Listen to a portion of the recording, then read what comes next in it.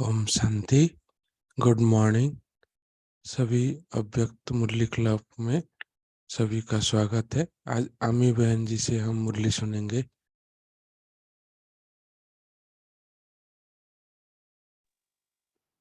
ओम शांति। भाई जी आवाज ठीक है? जी, आवाज आ रही है ठीक। जी शुक्रिया। एक सेकंड पहले हम बाबा का आह्वान करें कि वो आकर हमें आज की ज्ञान मुरली सुनाए।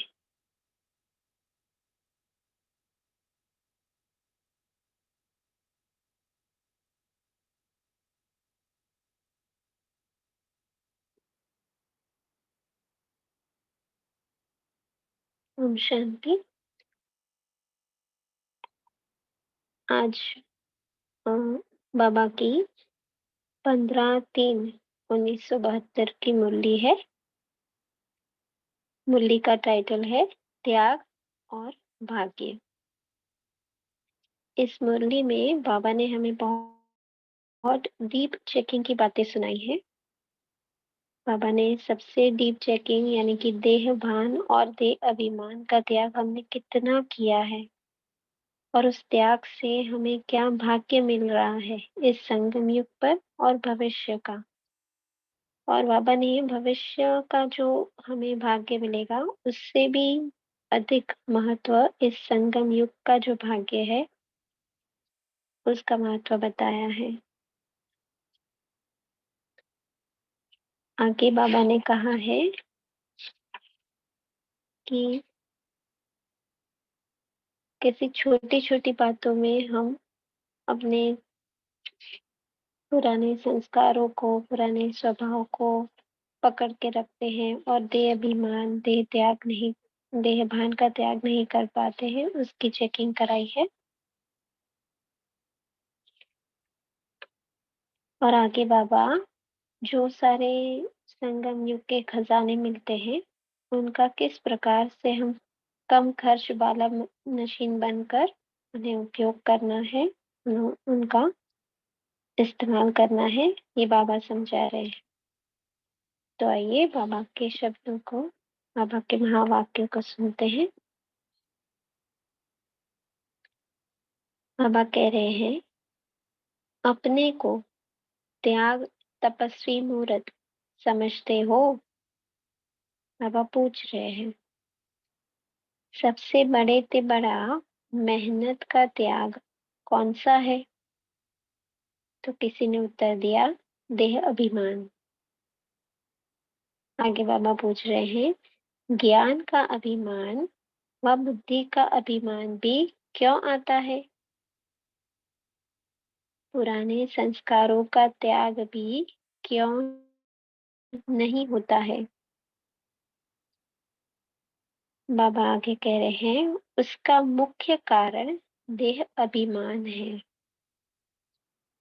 देह अभिमान को छोड़ना बड़े से बड़ा त्याग है जो हर सेकंड अपने आप को चेक करना पड़ता है। बाबा कह रहे हैं, इस त्याग में हर सेकंड चेकिंग की जरूरत है। और जो स्थूल त्याग है वह कोई एक बार त्याग करने के बाद किनारा कर लेते हैं। यानी कि स्थूल त्याग जो हम करते हैं वो बहुत इजी है, लेकिन यह जो देह अभिमान का त्याग है वह हर सेकंड देह का आधार लेते रहना है, लेकिन यहाँ सिर्फ रहते हुए न्यारा बनना है।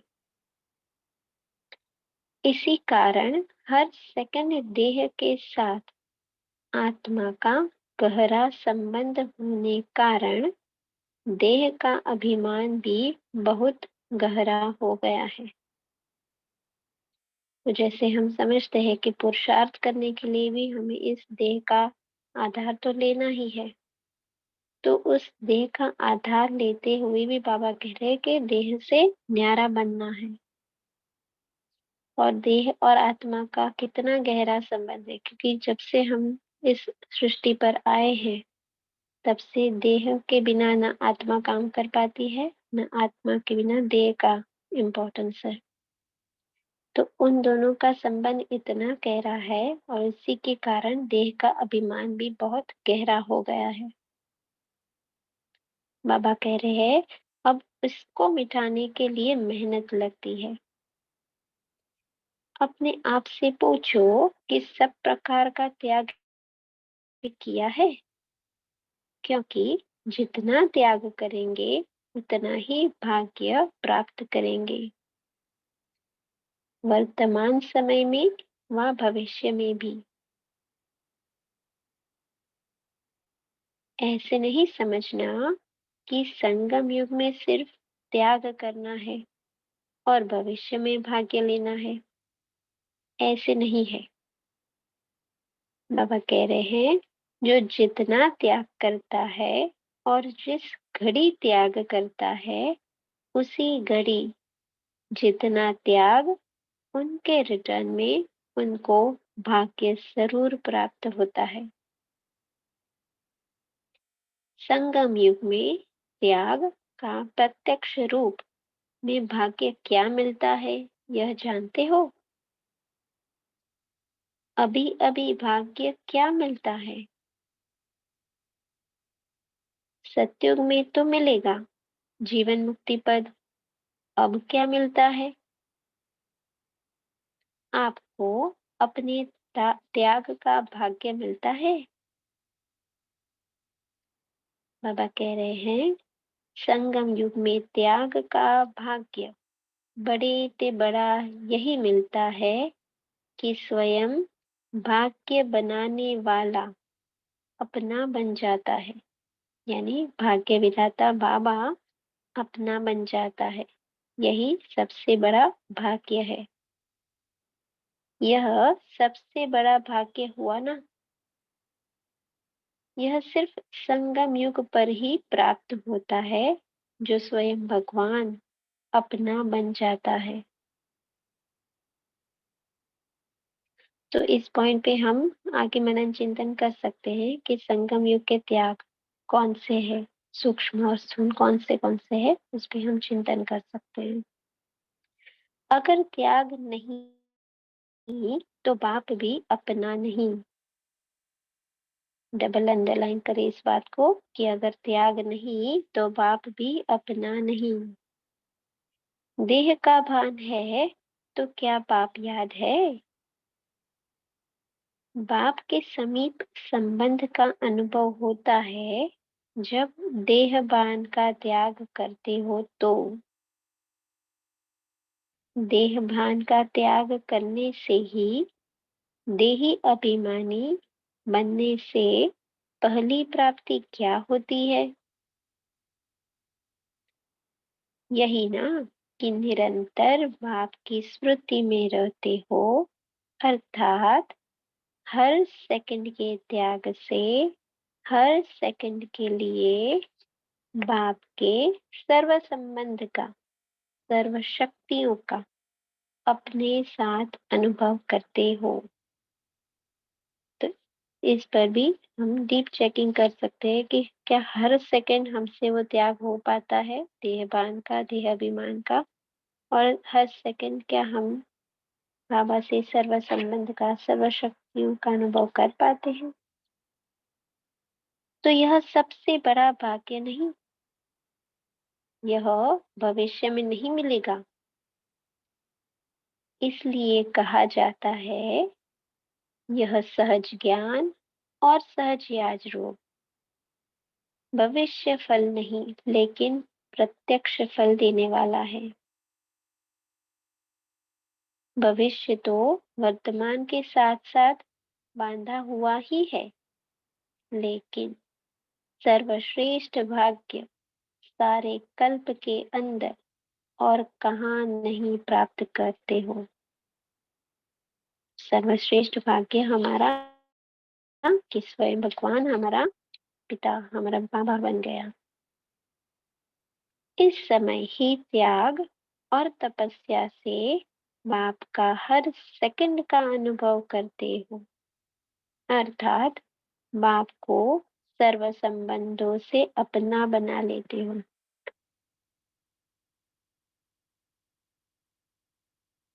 पुकार यह नहीं करते थे, पुकारते तो कुछ और थे, लेकिन प्राप्ति क्या हो गई?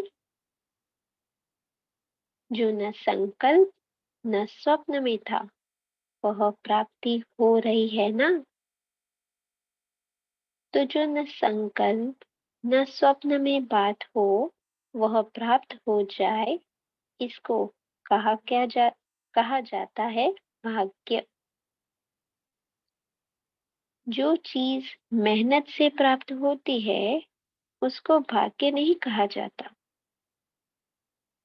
तो हम बच्चों को जैसे घर बैठे बाबा मिल गया, तो ये हमारा भाग्य है। स्वतः ही मिलने का असंभव से संभव हो जाता है। न उम्मीदवार से उम्मीदवार हो जाते हैं, इसलिए इसको कहा जाता है भाग्य। यह भाग्य नहीं मिला क्या? आप पूछ रहे हैं। पुकारते तो कुछ और थे। भक्ति मार्ग में हम कुछ और पुकारते थे बाबा से। क्या मांगते थे? कि हमको सिर्फ अपना कुछ ना कुछ बना लो। इतना ऊंच बनना नहीं चाहते थे, लेकिन मिला क्या? स्वयं तो बन गए, लेकिन बाप को भी सब कुछ बना लिया। तो यह भाग्य नहीं है? संगम युग का श्रेष्ठ भाग्य इसी त्याग से मिलता है। सदैव यह सोचो कि अगर देह भान का त्याग नहीं करेंगे, अर्थात देही अभिमानी नहीं बनेंगे, तो भाग्य भी अपना नहीं बना सकेंगे। अर्थात संगम युग का जो श्रेष्ठ भाग्य है, उनसे वंचित रहेंगे। यानी बाबा हमसे दूर हो जाएगा। अगर मानो सारे दिन में कुछ समय देह अभिमान का त्याग रहता है और कुछ समय नीचे रहते हैं, अर्थात देह के भान का त्याग नहीं, तो उतना ही संगम युग में श्रेष्ठ भाग्य से वंचित होते हैं। बाबा पूछ रहे हैं, भाग्य बनाने वाला बाप जब हर सेकंड भाग्य बनाने की विधि सुना रहे हैं, तो क्या करना चाहिए? उसी विधि से सर्व सिद्धियों को प्राप्त करना चाहिए। तो देह भान और देह अभिमान का त्याग ये विधि है, और प्राप्ति सर्व सिद्धियां। बाबा, विधि को न अपनाने कारण क्या रिजल्ट होती है? अब आप पूछ रहे हैं कि जो विधि हम नहीं अपनाएंगे तो उसकी रिजल्ट क्या होगी? बाबा कह रहे हैं, न अवस्था की वृद्धि होती है और न सर्व प्राप्तियों की सिद्धि होती है। तो क्या करना चाहिए? विधाता द्वारा मिली हुई विधियों को सदा अपनाना चाहिए, जिससे वृद्धि भी होगी और सिद्धि भी होगी। तो अब बाबा कह रहे हैं, तो चेक करो, संकल्प के रूप में व्यर्थ संकल्प का कहाँ तक त्याग किया है? वृद्धि सदा भाई भाई की रहनी चाहिए। उस वृत्ति को कहाँ तक बनाया है? और देह में देहधारीपन की वृत्ति का कहाँ तक त्याग किया है? तो ये डीप चेकिंग की बातें हैं। समझते हो मैसूर वाले? बाबा के सामने मैसूर से आए बच्चे बैठे हैं। बाबा कह रहे हैं, आज तो खास इन्हों से मिलने आए हैं ना, क्योंकि इतने दूर से मेहनत से स्नेह से आए हैं तो बाप को भी दूर देश से आना ही पड़ा है, तो खुशी होती है ना। आज खास दूर देश से आने वालों के लिए दूर देश से बाप भी आए हैं। बाबा कह रहे हैं तो जिससे स्नेह होता है तो स्नेही के स्नेह में त्याग कोई बड़ी बात नहीं होती है। विकारों के स्नेह में आकर अपनी सुध बुध का भी त्याग, तो अपने शरीर का भी त्याग किया।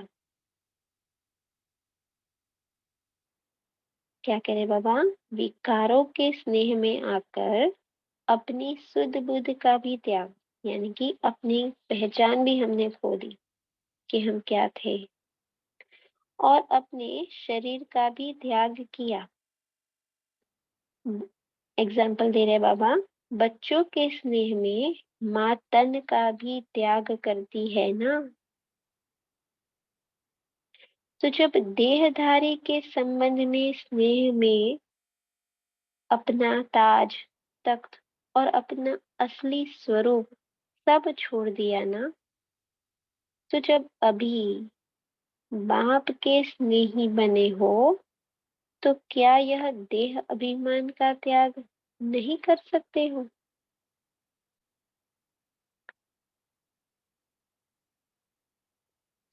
मुश्किल है।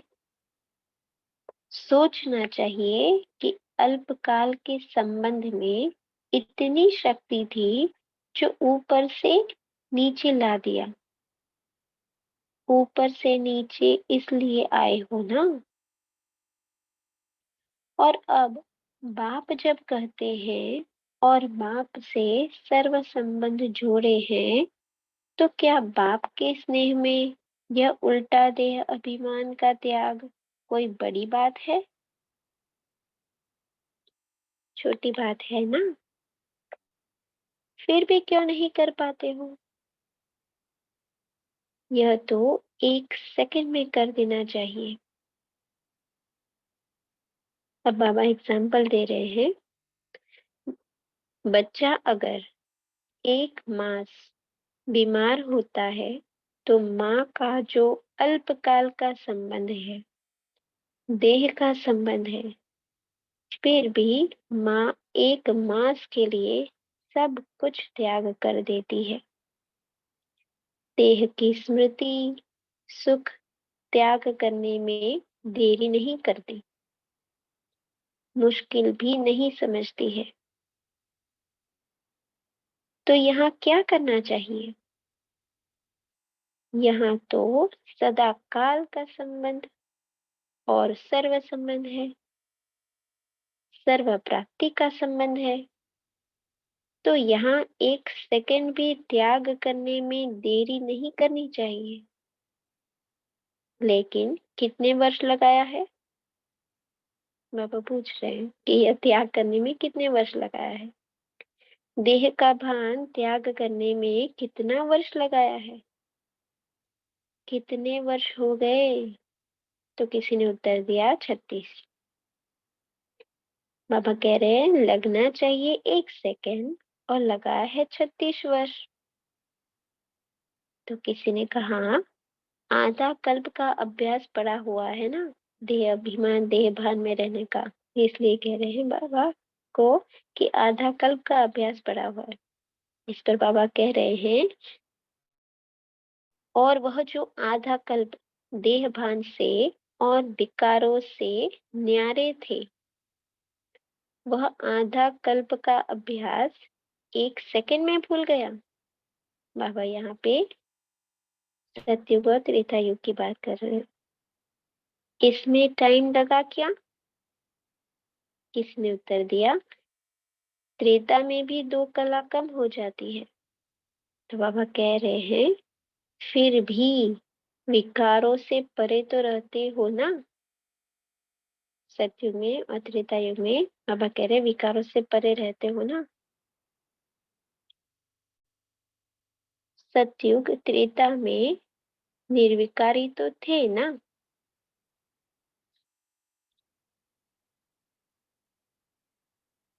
तो 2 कला कम होने के बाद भी त्रेता में निर्विकारी तो कहेंगे ना। विकारों के आकर्षण से परे थे ना। यह भी आधा कल्प के संस्कार हो गए। तो वह क्यों नहीं स्मृति में जल्दी आते।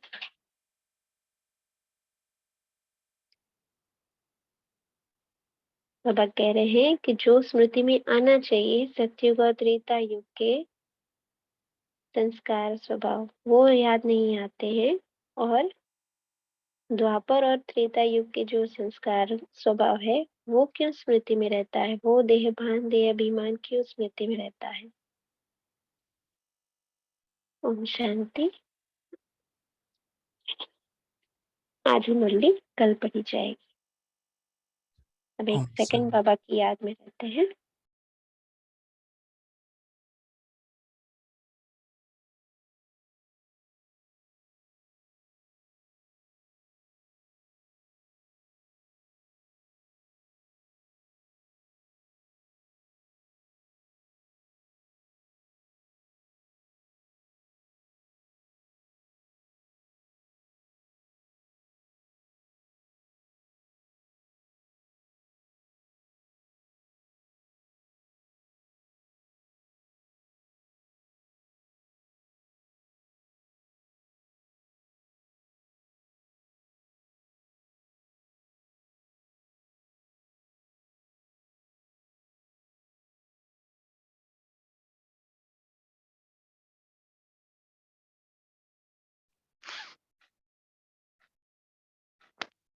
ओम शांति। अमी बहन आप कंटिन्यू करना है इसमें। जी भाई जी। ओम शांति। जी जी समूह बहन। ओम शांति। सभी को गुड मॉर्निंग।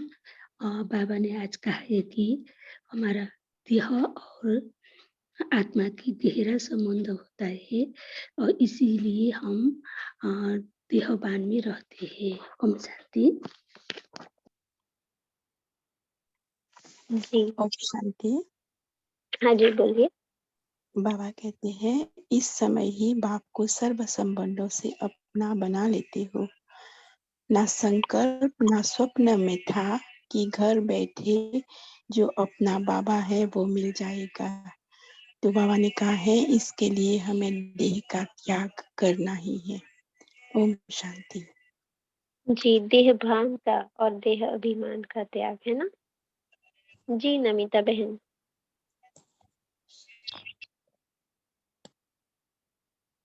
ओम शांति दीदी। आज बाबा ने कहा संगम युग में त्याग का भाग्य बड़े ते बड़ा यही भाग्य मिला कि स्वयं भाग्य बनाने वाला अपना बन गए। यह हमारा बड़ा भाग्य है। जब हम देह भान को त्याग कर देही अभिमानी बनते हैं तो बाबा की याद निरंतर रहता है। त्याग नहीं तो बाप भी नहीं। जब हम हर कर्म में बाबा को साथ और शक्तियों को अनुभव करते तब हम प्राप्तियां भी अनुभव करते हैं।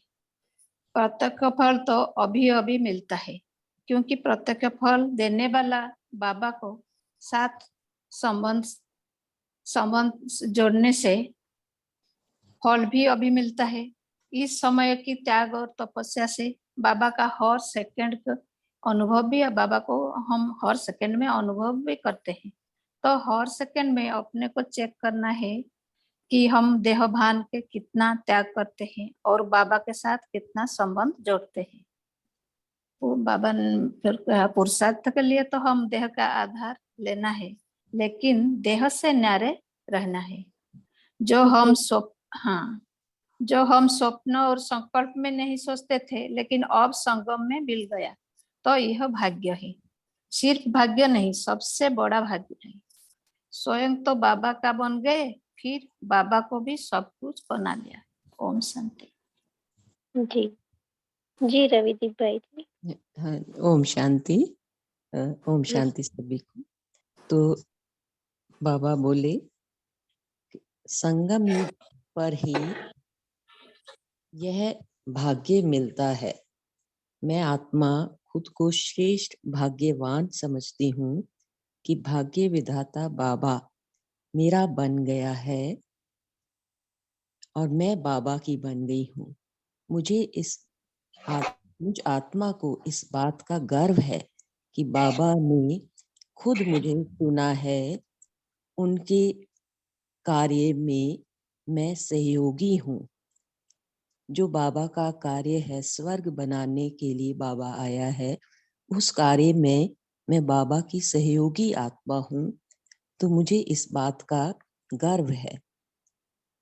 और बाबा बोले तो इस नशे में रहते हुए, इस गर्व में रहते हुए मैं एक सेकंड में देह भान का त्याग कर सकती हूँ। बाप के साथ सर्व संबंध जोड़कर बाप की सर्व शक्तियों की अधिकारी बन जाती हूँ।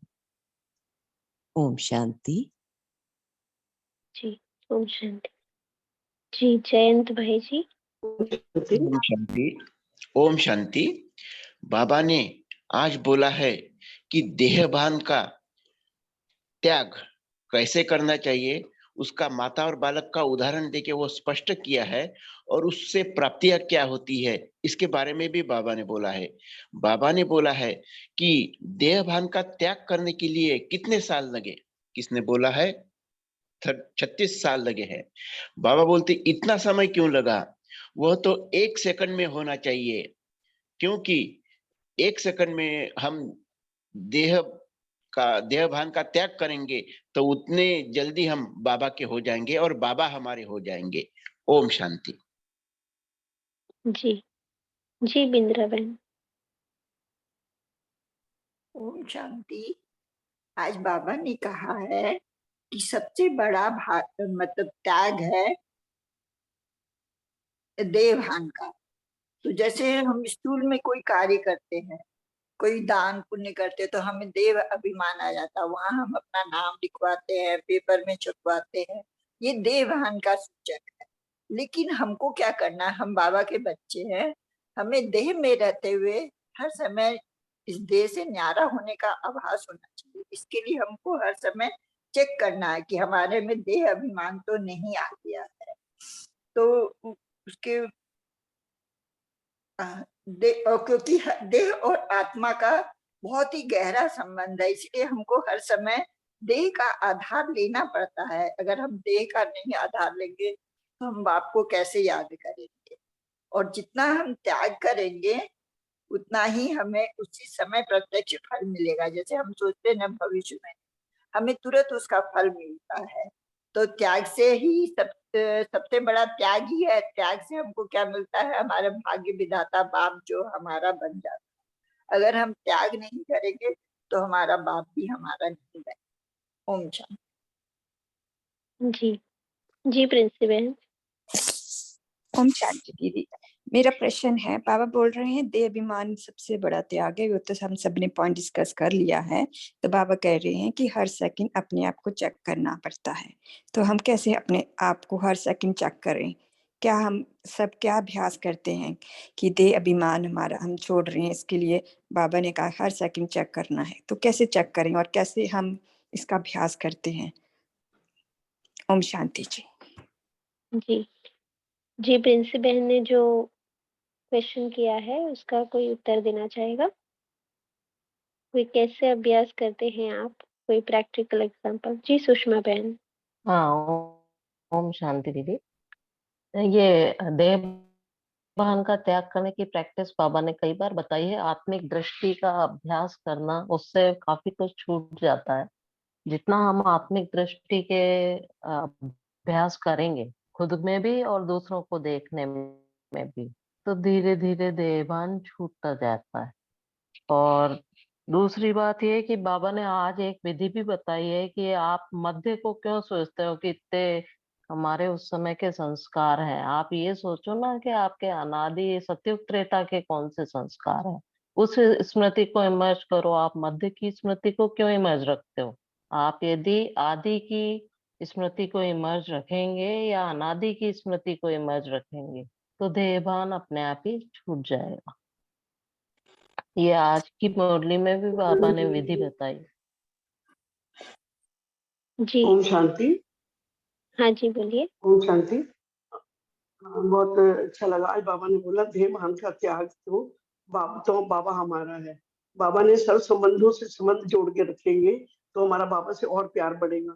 जैसे माँ और बच्चे का उदाहरण दिया आज बाबा ने, कि एक माँ अपने बच्चे के लिए 1, 2, 4 महीने भी किसी भी चीज का त्याग कर सकती है, तो क्योंकि उसे उससे प्यार है ना, और हमें बाबा से प्यार है, तो हम भी देह भान का त्याग कर सकते हैं। शुक्रिया बाबा, थैंक यू। ओम शांति। तो जी सुलोचना बहन। आत्मिक भान में बसने के लिए तो साक्षी दृष्टा भी अच्छा होता है। तो मेरे शरीर ने जो भी किया वो मैंने नहीं, ये शरीर कर रहा है, वो भी अच्छा होता है। तो आत्मिक स्मृति या स्मृति में रहता है। वैसे आज बाबा ने कहा है जैसे अपने को सर्व संबंध से जुटाओ, तो इतना भाग्यदाता बाप मिला है। तो सिर्फ भविष्य का नहीं, अभी सब कुछ मिल रहा है। जैसे कि हमें स्वयं भाग्य विधाता मिला है, तो हर खुशी इस पल का सबसे बड़ा खजाना है। वो खुशी जितना हम याद करेंगे, भविष्य का आदि स्वरूप जितना हमें याद होगा, उतना ही हमें प्रत्यक्ष फल अभी ही हमें प्राप्त होगा। ओम शांति। जी जी सुलोचना बहन। ओम शांति। आज बाबा ने कहा कि जिससे स्नेह होता है, जिसके साथ हमारे स्नेह है, स्नेही के स्नेह में त्याग कोई बड़ी बात नहीं लगती है। जितना हमें बाबा में भी स्नेह होता है, उतना हम बाबा के जो भी है, बाबा के जो भी श्रीमत है उसको पालन करने में हमें बड़ी बात नहीं लगती है न। इसलिए बाबा ने कहा कि वो माँ का भी उदाहरण दिया कि माँ कोई बच्चे के स्नेह में सब कुछ त्याग करती है ना। इसी तरह जी हमें भी बाबा के साथ सर्व संबंध निभाते हुए त्याग, बाबा के स्नेह में हमें त्याग करना बड़ी बात नहीं लगता। जी जी विजया लक्ष्मी बहन। ओम शांति दीजिए। मैं ऐसा अभ्यास करती हूँ कि मैं मास्टर शक्तिवान हूँ, सर्वशक्तिवान सदा मेरे साथ है, तो सदा सिद्धि स्वरूप बन सकते। संकल्प शक्ति और महसूसता की शक्ति से मैं आत्माभिमानी देह अभिमानी बनने का अभ्यास कर रही हूँ। ऐसा बीच बीच में मास्टर सर्वशक्तिवान हूँ, शक्तिशाली आत्मा कभी भी हार नहीं खाती। आत्माभिमानी बनने के लिए भी सर्वशक्तिवान की शक्ति का उपयोग कर सकते। संकल्प शक्ति महसूसता की शक्ति द्वारा हम सिद्धि स्वरूप बन सकते हैं, आत्मा बन ही जाएंगे। ओम शांति। ओम शांति। बाबा ने कहा है कि तुम्हें ज्ञान का अभिमान भी नहीं होना चाहिए। अगर लेश मात्र भी ज्ञान का अभिमान है तो तुम्हारा देह अभिमान कम हो नहीं सकता। इसलिए देह अभिमान को अगर तोड़ना है तो हर चीज से मरना पड़ेगा, देह से भी मरना पड़ेगा। कर्म करते हुए भी अभिमान आ जाता है, मैं तो ये कर सकता हूँ, कोई और नहीं कर सकता जो मैं कर सकता हूँ। ये अभिमान भी भाग्य नहीं बनाने देता। इसलिए हर चीज का त्याग करना चाहिए, और अगर त्याग करेंगे तो त्याग ही भाग्य बना सकता है। ओम शांति। शुक्रिया सबका। ओम शांति जी। ओम शांति। शांति। मैं थोड़ा सा जैसे सांसारिक विषय से उत्पन्न होकर ही देह के साथ ही खत्म होते हैं। हमें इस बात का भी ध्यान रखना, परंतु हमें याद क्या रखना कि परंतु मुझ आत्मा का परमात्मा के साथ रूहानी रिश्ता कल था, आज है और कल भी रहेगा। हाँ जी बिल्कुल, बहुत अच्छे। ओम शांति। ओम शांति। ओम शांति भाई जी, दीदी जी। बाबा ने आज देह भान का पीरियड 36 ईयर का जिक्र किया है आज के मुरली में, तो वो कैसा काउंट किया उसके बारे में आप बता सकते हैं? ओम शांति। जी, बाबा का अवतरण 1936 में हुआ ना, और वहां से लेकर ये मुरली जो चली है 1972 में, तो इस प्रकार 36 इयर्स बताए। वही लग रहा था, लेकिन क्लियर करना था। ओम शांति। हाँ हाँ जी। शुक्रिया दीदी, शुक्रिया। ओम शांति। आज जी बाबा ने देही अभिमानी बनने के लिए कहा है। देही अभिमानी से हम क्या समझते हैं? देह अभिमान तोड़ना है, तो बाबा बोल रहे हैं देही अभिमानी बनना है। तो इसको डेफिनेशन को पहले हम डिस्कस कर चुके हैं, लेकिन फिर से दोहरा सकते हैं। तो जस्ट वंस मोर देही अभिमानी की परिभाषा को हम थोड़ा स्पष्ट कर लें तो अच्छा है। ओम शांति जी। जी, जैसे बाबा 2 शब्द यूज करते हैं, एक आत्मा अभिमानी और देही अभिमानी। तो आत्मा अभिमानी यानी कि मैं आत्मा और मेरे 7 गुण जो है उसकी अनुभूति, और देही अभिमानी जैसे मैं आत्मा हूँ और इस देह में सवार हूँ, इस देह की मालिक बनकर उससे कार्य करवा रही हूँ। तो आत्मिक दृष्टि वृत्ति भी रखना, यह भी देही अभिमानी स्थिति में आ जाता है। कोई और कुछ ऐड करना चाहेंगे इस प्रिंसी बहन के सवाल में? ओम शांति। दीदी आपने बराबर कहा, जो आत्मा अभिमानी और देही अभिमानी वो सेम ही है, लेकिन अलग अलग कॉन्टेक्स्ट में अलग अलग वर्ड यूज करते हैं। जैसे जब भी हम कर्म योगी बनकर कार्य करते हैं तो हम देही अभिमानी वर्ड यूज करते हैं कि आत्मा देह में रहते हुए देह की कर्मेंद्रियों द्वारा कार्य करा रही है देह से। और जब भी बैठक रहते हैं या अलग कोई सिचुएशन में होते हैं, तो तभी आत्मा, हूँ तो आत्मा ही, तो वो भी अवेयरनेस तो है ही कॉन्स्टेंटली।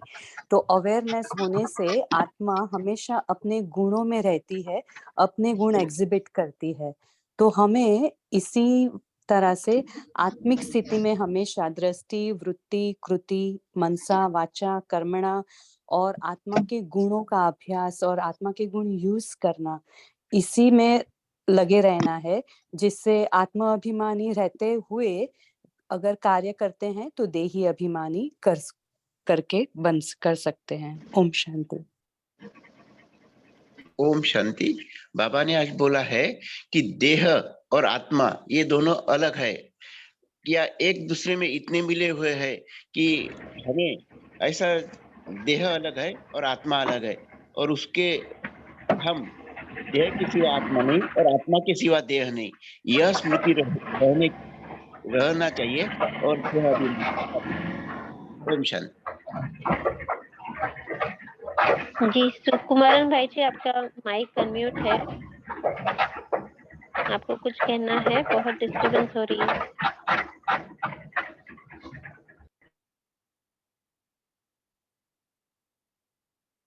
हाँ जी दीदी, देही जो बोलते हैं, देही आत्मा को बोलते हैं, देही अभिमानी स्थिति को। बाबा आप सभी ने वही ठीक कहा कि देही अभिमानी स्थिति है, मैं आत्मा इन कर्मेंद्रियों द्वारा। 2 चीजें होती हैं, मैं आत्मा इन कर्मेंद्रियों द्वारा काम कर रही हूँ और मैं आत्मा इन कर्मेंद्रियों द्वारा कर्म करवा रही हूँ। तो पहली स्टेज है आत्मा इन कर्मेंद्रियों द्वारा कर्म कर रही है। जब बहुत प्रैक्टिस हो जाती है, फिर मैं आत्मा इन कर्मेंद्रियों द्वारा कर्म करवा रही हूँ, वो साक्षी दिष्टा स्टेज है, वो बाद में बनती है। तो ये देही अभिमानी अर्थात मैं देही, मैं आत्मा इन कर्मेंद्रियों द्वारा कर्म करवा रही हूँ, या पहले कहीं कर्म कर रही हूँ। जब पूरी तरह से जब सब्जी या कुछ भी रखे कढ़ाई से वो छूट जाता है, तो मैं वो चीज जो होती है वो आत्मा, मैं देही इन कर्मियों द्वारा कर्म करवा रही हूँ, वो स्टेज बन जाती है। ओम शांति जी। जी, ओम शांति। टाइम हो गया है। हाँ, कविता बहन। जैसे बाबा ने मुरली में भी स्पष्ट किया है कि देह भान है तो क्या बाप तो यहाँ पे जब देहभान का त्याग करते हैं तो देहभान का त्याग करने से ही हम देही अभिमानी बन सकते हैं। और पहली प्राप्ति यही होती है कि निरंतर बाप की स्मृति भी रहती है, माने हर सेकंड के त्याग से हर सेकंड के लिए बाप के सर्व संबंध का, सर्व शक्तियों का अपने साथ अनुभव करते हैं। तो देहभान यहाँ पे देखा जाए तो बाबा कहते हैं कि जो चोला हमने पहना हुआ है स्त्री का या पुरुष का, सो उससे भी परे होना। और जो देही अभिमानी स्थिति हम कहते हैं कि मैं फलानी हूँ, फलाना ये मेरा रोल है, तो इससे भी परे होना, तो इसे हम देही अभिमानी स्थिति कह सकते हैं। और आत्मा अभिमानी तो है ही स्पष्ट कि आत्मा की स्मृति में रहना कि मैं आत्मा हूँ, देह नहीं, तो ये भी कह सकते हैं। थैंक यू सबका। अभी पोल लॉन्च किए हैं, थोड़ा अपना अपना जो अभ्यास किए होंगे।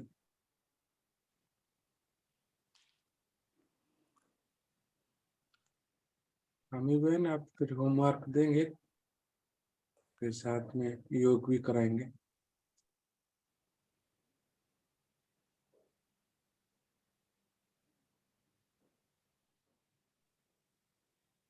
जी हाँ, तो आज हम सभी ये होमवर्क लेते हैं। बाबा ने कहा है हर सेकंड के त्याग से हर सेकंड बाप के सर्व संबंध का, सर्व शक्तियों का अपने साथ अनुभव करते हो या नहीं, ये बाबा ने चेकिंग की पॉइंट हमें दी है।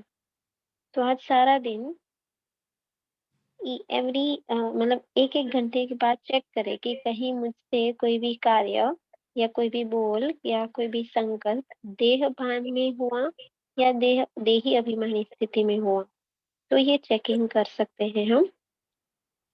और साथ में बाबा के साथ सर्व संबंधों का अनुभव और सर्व शक्तियों का अनुभव भी करना है।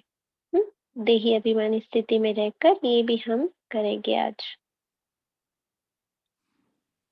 तो अब बाबा को याद करते हैं, चलते हैं बाबा के पास।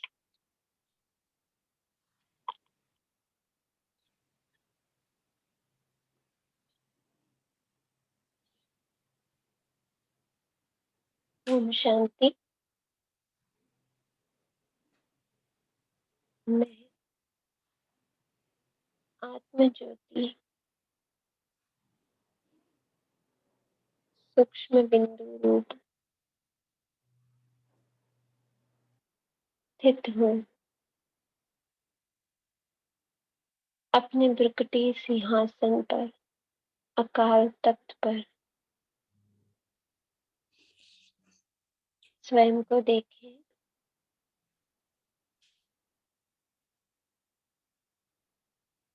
इस चैतन्य मंदिर की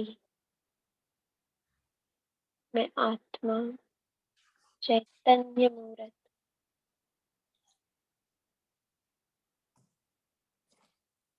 तेज चमकता हुआ सितारा।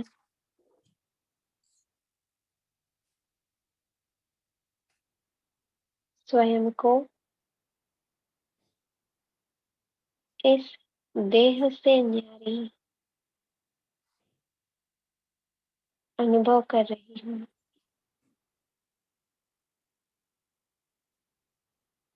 देह में रहते हुए भी इस देह से अलग, 5 तत्वों के बने इस शरीर में रहते हुए भी मैं आत्मा बिल्कुल भिन्न हूँ इस शरीर से।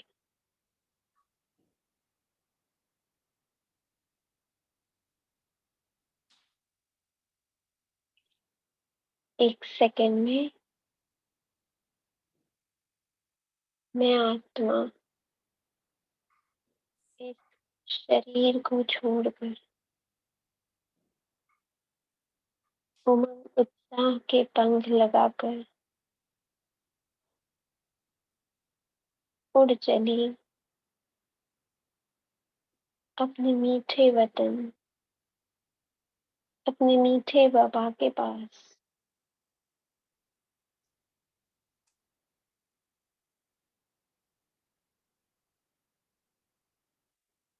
लाल सुनहरे किरणों रूपी बाहों में बाबा के पास, बाबा के अति समीप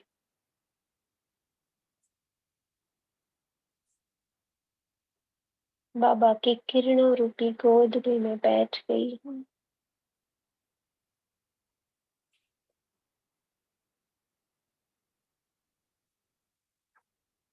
सर्व संबंधों की रचना मुझे बाबा से प्राप्त हो रही है।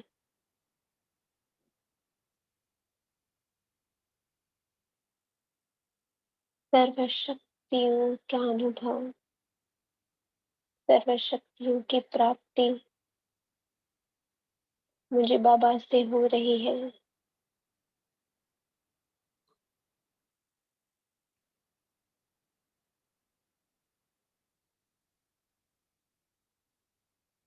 जो न कभी संकल्प में था, न कभी स्वप्न में था,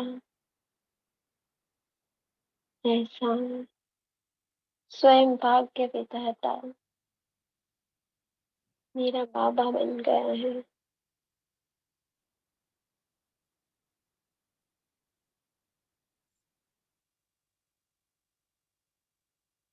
अतीन्द्रिय सुख के झूले में मैं झूल रही हूँ।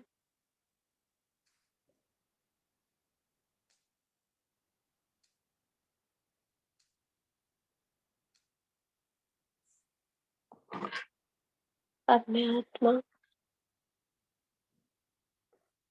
भरपूर होकर वापस आ गई हूँ इस कर्म क्षेत्र पर, इस साकार करने अपने अकाल तख्त पर विराजमान हो गई हूँ।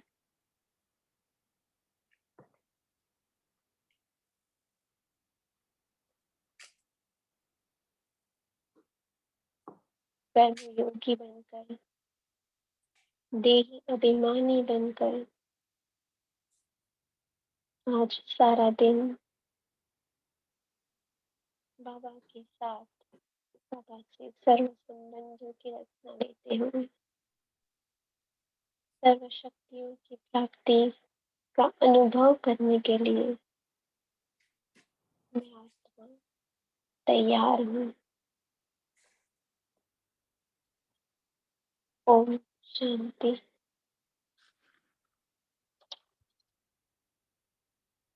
थैंक यू बाबा। शांति, थैंक बाय यू। ओम शांति। ओम शांति। ओम शांति। ओम शांति। Good morning.